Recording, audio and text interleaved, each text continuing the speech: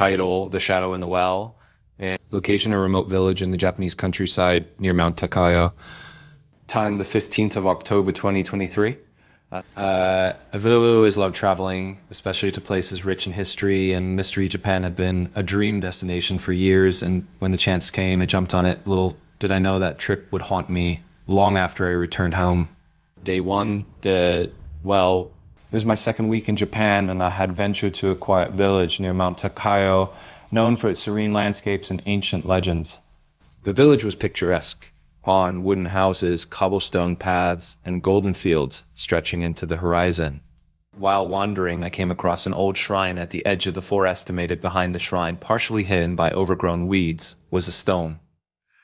Well, curiosity got the better of me. I approached the walled stone rim covered in moss. A chill ran down my spine as I peered inside. The air felt colder around it, and the smell of damp earth was overwhelming. Don't you go near that? Well, an old woman's sigh voice startled me. I turned to see an elderly villager, her face lined with age and worry. Why? Yeah, I asked, forcing a smile to hide my unease.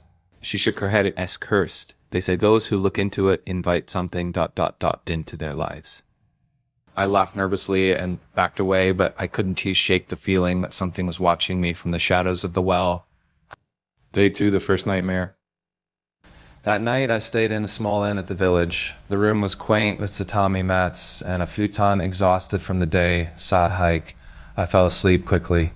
The dream began innocently enough. I was walking through a forest, the same forest near the shrine, but the air was heavy, the trees gnarled and looming. I came upon the well. Again, this time there was no moss, no weeds. Just the gaping black void. As I stared into its depths, a shadow began to emerge. It was humanoid but distorted, its limbs unnaturally long, its face hidden in darkness. Then it turned its head toward me, though I couldn't see its eyes. I felt its gaze piercing through me. I woke up drenched in sweat, my heart racing. The room felt colder than it should have, and for a moment, I could swear I saw a faint shadow in the corner. Day 3, the presence. The next day, I tried to dismiss the dream as just a dream. I visited more sites, but the unease lingered. Everywhere I went, I felt like someone was following me. On the bus ride back to the inn, I caught a reflection in the window. A dark shape loomed behind me. I spun around, but the seat was empty. That night, the nightmare returned. This time, I was standing at the bottom of the shadow hovered above, its limbs stretching down like roots, reaching for me. I couldn't move, couldn't scream. When I woke, my chest ached as if something heavy had been pressing on it. Day 4. The warning. I decided to tell the innkeeper about my experience. She listened quietly, her face growing pale. You've seen it, she said finally. I nodded, unsure what to say. She continued. Long ago, a woman threw herself into it after being accused of witchcraft. They say her spirit never left it, clings to those who see it, drawing them into her despair. What can I do? I asked, panic rising in my chest summated. She handed me a small charm and instructed me to return to the shrine, leave the charm by the well, and never look back. Day 5. The offering. That evening, I mustered my courage and returned to the shrine. The forest was eerily silent, the air thick with tension.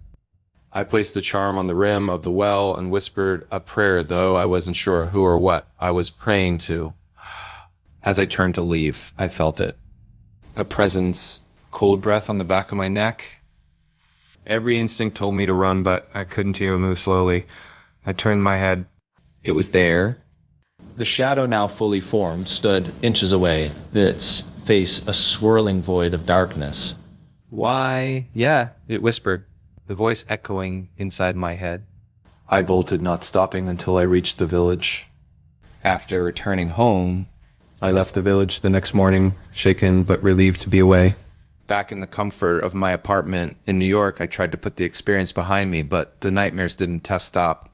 Every night, the shadow appeared closer than before and no longer waited in the well.